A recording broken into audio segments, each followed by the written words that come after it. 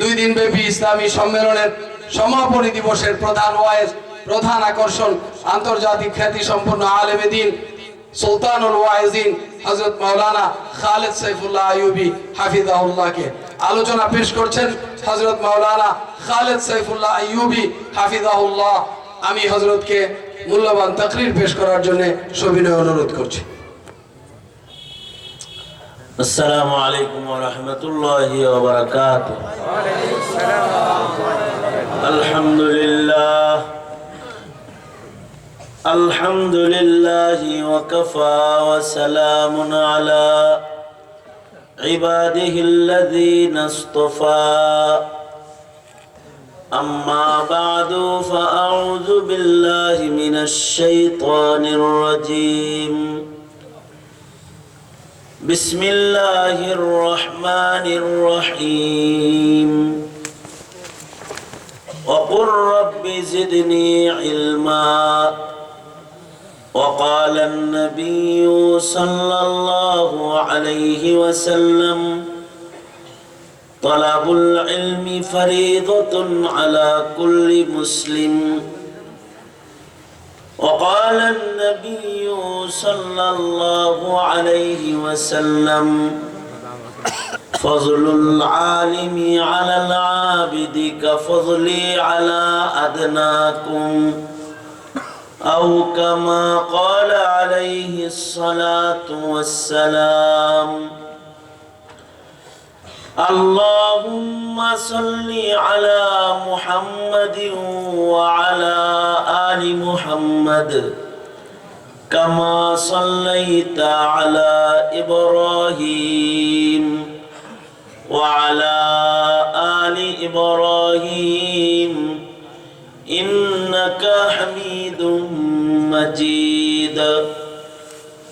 اللهم بارك على محمد وعلى آل محمد كما باركت على إبراهيم وعلى آل إبراهيم إنك حميد مجيد.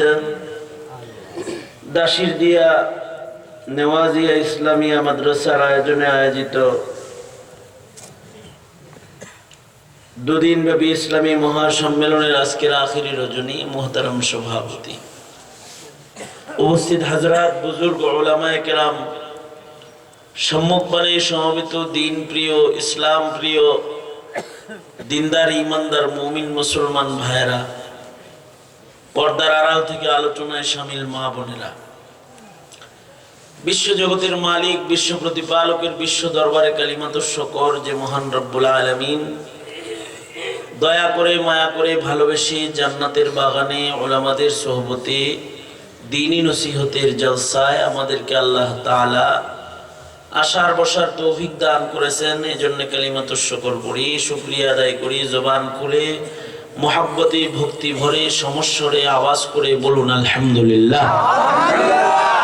2 দিন ধরে হযরত উলামায়ে কেরাম আপনাদেরকে গুরুত্বপূর্ণ নসিহা শোনায়েছেন। আজকে আখিরি দিন, একটি সবক তাকরার করার ইরাদায় আপনাদের সামনে আয়াত হাদিস পেশ করেছি। বুজুর্গদের জবান নকল করে কিছু উপকারী কথা আপনাদের কানে পৌঁছে দেওয়ার তৌফিক আল্লাহ তাআলা দান করেন। আপনারা দোয়া করুন, বলুন আমিন। আমিন। এই পৃথিবীতে যেদিন থেকে মানুষের বসবাস শুরু হয়েছে, সেদিন থেকেই এই পৃথিবীতে ইলমি দ্বীনের চর্চা শুরু হয়েছে। এই পৃথিবীর প্রথম মানুষ ছিলেন বাবা আদম আলাইহিস সালাতু ওয়াস সালাম।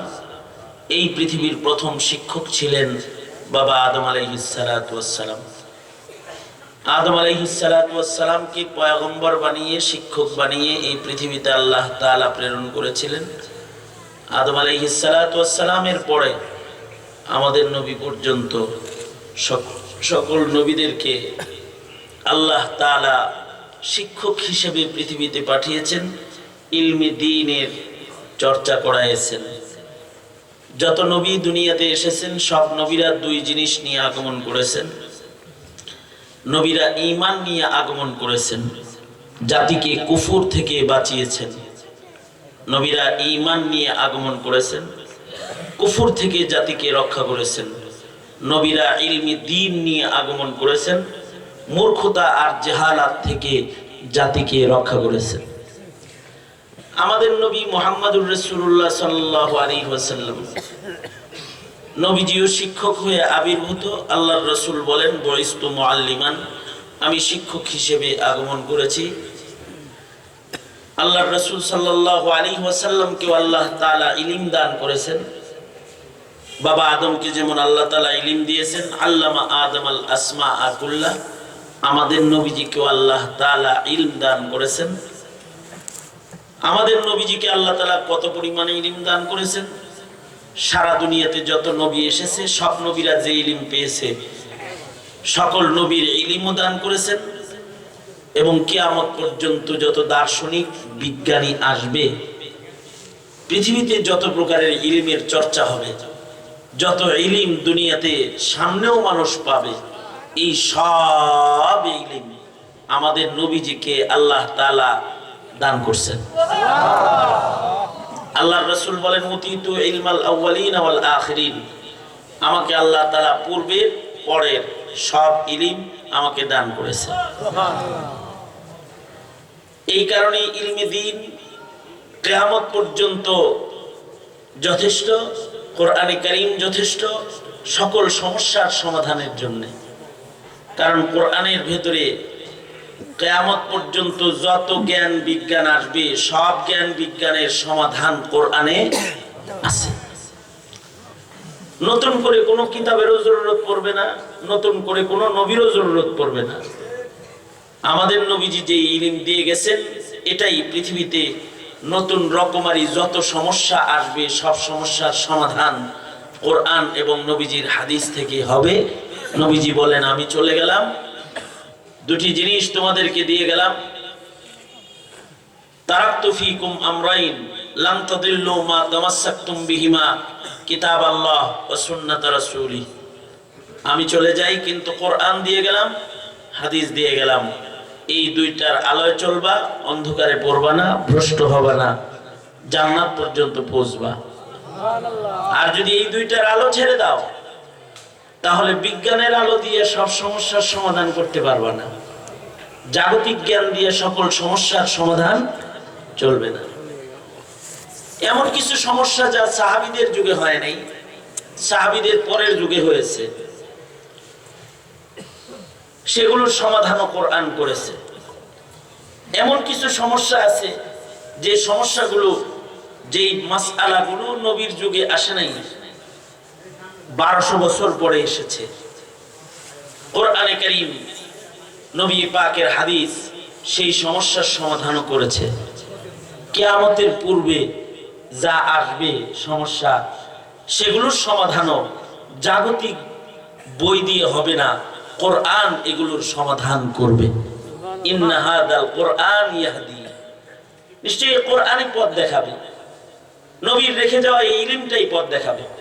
দৃষ্টান্ত হিসেবে আমি আপনাদের কাছে 3টি ঘটনা আগে বলি, তারপরে আমি আমার সামনের আলোচনায় যাই। নবীর যুগে কোনো সাহাবী নিজের বিবিকে বলে নাই, তুমি যদি চাঁদের চাইতে সুন্দর না হও তাহলে তুমি তালাক। এমন কথা নবীর যুগে কোনো সাহাবী বলে নাই। হ্যাঁ, জেহার করেছে, এই তুমি আমার মায়ের মতো দেখতে, তোমার পিঠটা আমার মায়ের পিঠের মতো। কোরআনে কারীমের আয়াত নাজিল হয়েছে, সমাধান কোরআনের মাধ্যমে এসেছে। কিন্তু এই কথা কেউ বলে নাই যে তুমি যদি চাঁদের চাইতে সুন্দর না হও তাহলে তুমি তালাক।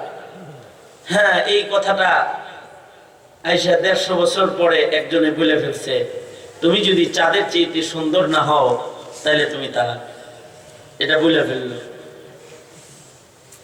ইমামে আজম আবু হানিফা রাহমাতুল্লাহি আলাইহির যুগে এক চাচা তার চাচিরে, মানে তার বউয়েরে বলছে, চাচিরে বলছে, তুমি যদি চাঁদের চাইতে সুন্দর না হও তাহলে তুমি 3 তালাক। এখন ঘটনা হলো, চাচি তো দেখতে কালো, চাঁদ তো আলোয় আলো। সাধারণ আকল, জাগতিক জ্ঞান বলে তালাক হয়ে গেছে। কই চাঁদ, আর কই এমন কালা মানুষ যেটা আন্ধারে খুঁজে পাওয়া যায় না, আর কই চাঁদ যে আধার কেটে আলোর ফোয়ারা ছড়ায়। আকল বলতেছে তালাক হয়ে গেছে। সঙ্গত কারণে চাচা মিয়াও কাঁদতেছে। দুই চারজন যাদের কাছে জিজ্ঞাইছে তারাও বলছে এই কথা মানুষে কয় বউ গেছে গা, তালাক হয়ে গেছে। আরো টেনশনে ধরছে, রাস্তায় বসে বসে কান্দে। আর ওই পথ দিয়া ইমামে আজম আবু হানিফা রহমতুল্লাহ আলাইহি এই পথ দিয়া হেঁটে যায়। ইমামে আজম বললেন, কান্দেন কেন আপনি, কি হয়েছে আপনার? কয় তুমি বুঝবা না, ছোট মানুষ। আমি সব বুঝি। এমন ভাবে ধরছে, না বলে আর উপায় নাই। শেষ বেলায় চাচায় বলে, তোমার চাচিরে বলছি তুমি যদি চাঁদের চাইতে সুন্দর না হও তাহলে তুমি 3 তালাক। দেখতে তোমার চাচি কেমন তা তো জানোই, চাঁদ কত সুন্দর আলো, হে তো কালো। দুঃখে কান্দি, এতদিনের ঘর সংসার রাগের কারণে সব গেল। নোমান বিন সাবেদ বলে, কে বলছে চাচি গেছে গা? এখানে কি হয়েছে? চাচি কি আছে নাকি এখনো কি বউ আছে? আছে তো, কারণ চাচির প্রশংসা কোরআনে কারিমে আছে। কোরআনে আছে চাঁদের চাইতে চাচি বেশি সুন্দর। এই কথাটা কোথায় আছে? হ্যাঁ আছে, খালি আমার চাচি আপনার বউয়ের কথা আছে তা না, সব চাচিগির কথাই আছে। কোথায় আছে? নোমান বিন সাবেত ইমামে আজম আবু হানিফা রহমাতুল্লাহি আলাইহি সূরা 3 পড়লেন যে দেখেন আল্লাহ তাআলা 4 জিনিসের কসম করে বলতেছেন মানুষকে আল্লাহ তাআলা সবচেয়ে সুন্দর করে বানাইছেন। সুতরাং মানুষ কালো হলেও চাঁদের চাইতে ভালো সুন্দর। লাকাদ খালাকনাল ইনসানা ফি আহসানি তাকওয়িম, মানুষকে আল্লাহ তাআলা সর্বোত্তম সৌন্দর্য দিয়ে আল্লাহ তাআলা বানাইছেন। সুতরাং আপনি যেই কথা বলেছেন এই কথার দ্বারা চাচি তালাক হয় নাই, বিয়ে আছে, যান নিশ্চিন্ত মনে ঘর সংসার করেন। সমস্যাটা নবীর যুগের না, আরো পরের যুগের। আরো 400 বছর 500 বছর পরে আর এক সমস্যা হয়েছে। বাগদাদে এক মহিলা মরা মানুষকে গোসল দিত। বাগদাদে, আমি জাস্ট দৃষ্টান্ত হিসাবে বলতেছি, বাগদাদে এক মহিলা মৃত মাইয়িতকে গোসল দেয়। মহিলা মারা গেলে কোন মহিলা বললে, এই তোরা আসলে ডিস্টার্ব রে, যা সর, কোন কথা নেই। রাত বাজে 12টা, বয়ে থাকতে গেছে কিন্তু বাচ্চা দোনো হাত উপরে তুলে সোজা করেন, না সারা দেন দেখি, জবান খুলে বলেন আল্লাহু আকবার। আপনারা যে আসলে আসেন, প্যান্ডেলটা ভর্তি আছেন, এটা জানান দেন না, একটু জোরে বলেন সুবহানাল্লাহ, জোরে আওয়াজ করে বলেন আলহামদুলিল্লাহ, জোরে চিৎকার করে বলেন আল্লাহু আকবার। আল্লাহু আকবার যত দূরে যাবে তত শয়তান দূরে চলে যাবে। আল্লাহু আকবার, আল্লাহু আকবার যত জোরে হবে ঈমান তত বেড়ে যাবে। আল্লাহু আকবার, আল্লাহু আকবার জোরে বললে শয়তান ভয় পাবে। আল্লাহু আকবার বলেন, আরো জোরে করে বলেন, আরো জোরে করে বলেন। এই যেমন আমার দিকে ছিলেন, এবার আমার দিকে থাকেন। 71 নামান, 72 নামান, ব্যাস এরকম। কি বলতেছিলাম আমি, যে বাগদাদে নবীর যুগের 400-500 বছর পরের সমস্যা। বাগদাদে এক মহিলা ছিল, যেই মহিলা মরা মানুষে গোসল দিত। অর্থাৎ বাগদাদে যদি কোনো মহিলা ইন্তেকাল করত, এই মহিলা মৃত মাইয়িতের গোসল কার্য সম্পাদন করত। একবার বাগদাদে একটা মহিলার ইন্তেকাল হয়ে গেল, তো সে পরিবারের লোকজন এই বেডিরে নিতে আসছে, গোসল ভালো দিতে পারে। আয়সা বলে, আমাদের ঘরে মাইয়িত মারা গেছে, তার গোসলটা আপনি দিয়ে দেন। মহিলা টেনশনে পড়ে গেল, কারণ হলো মহিলার ঋতুস্রাব চলছে, মাসিকের হালতে আছে। মহিলার মনে প্রশ্ন হলো, আমি নিজেই নাপাক, নিজে নাপাক বদনে কে আবার আরেকজনকে গোসল দেওয়া যায়? তাও লোকটাকে কবরে নামানো হবে, মাইয়িত সে আল্লাহর কাছে যাবে। এমন নাপাক বদনে মিনসের হালতে হায়জে, যখন আমি নিজে নাপাক তখন কি আমি কাউকে গোসল দিতে পারবো কিনা? তার আকল বলতেছে, তুই নিজেই নাপাক, তুই আর একজনকে পবিত্র করে কবরে পাঠাবি কিভাবে? সমস্যার সমাধানের জন্য বাগদাদের মাদ্রাসায় চলে গেছে। মাদ্রাসায় যায় প্রথম ছোট হুজুর জাগরে পাইছে, ছাত্র তলবে এলেম তা করে কয়, একটা মাসআলা জানতে আসছি। ছাত্ররা মনে করছে নরমাল কোন মাসআলা। কি মাসআলা? আমি মাসআলা জানতে এসেছি, হালতে হাইজে কি মাইয়িতের গোসল দেওয়া যায়? কারণ আমি গোসল ভালো দিতে পারি, আমাকে গোসল দেওয়ার জন্য মানুষ ডেকে নেয়, কিন্তু এখন আমার ঋতুস্রাব চলছে, আমি কি কোনো মাইয়িতরে গোসল দিতে পারবো? ছাত্ররা কয়, এই জটিল মাসালা, এটা আমরা কেমনে কম? যান বড় মুফতি সাহেব যে আছে তারে জিগান। মহিলা বড় মুফতি সাহেবের কাছে যা বলে, মুফতি সাহেব হুজুর, একটা মাসআলা জানতে আসছি, হালতে হায়জে কি মাইয়িতের গোসল দেওয়া যায়? আমি গোসল কার্য ভালো জানি, আমায় নিতে এসেছে, আমি মিনসের হালাতে। মুফতি সাহেব বললেন, যাও দিতে পারবা, যায় গোসল দিয়ে দাও গা। মহিলা খুশি হয়ে গেছে। মহিলা যখন যাইতেছে, ছাত্ররা কয়, কই যান? যান না, মরা বাড়ি যান, গোসল দিতে যাই। জিগাইছিলেন? হ্যাঁ জিগাইছি, বলছে জায়েজ আছে। ঠিক আছে, দেন, জায়েজ আছে যেহেতু, দলিল কি? আমি উম্মি মানুষ, আমি মূর্খ মানুষ, আমার তো দলিল দরকার নাই, মাসালা জানছি, আলেম মানুষ বলছে, আমার ইতিকাদ আছে। আপনার নয় ইতিকাদ আছে? যেখানে যাইবেন তারা যদি দলিল জিগায় তাহলে কি করবেন? যান, দলিলটা জিগায় যান, দলিল কোন জায়গায় আছে। মহিলা আবার যায় বলে, মুফতি সাহেব, আমি যে হায়েজের হালতে মরা মানুষ গোসল দিতে পারবো, এটার দলিলটা কোন কিতাবে আছে একটু বলে দিবেননি? মুফতি সাহেব বলে, দলিল বুখারী শরীফে আছে, যাও। কেউ জিগাইলে কইও বুখারীতে আছে। সহজ উত্তর পাইছে, আসাহুল কুতুবি বাদা কিতাবিল্লাহ। কে বুখারী শরীফের নাম না জানে? দলিল মুখস্থ হয়ে গেছে বুখারী শরীফ। যায় যখন ছাত্ররা কয়, দলিল কই আছে? জিগাইছেন? হ্যাঁ জিগাইছি, কই আছে? কয় বুখারী শরীফে আছে।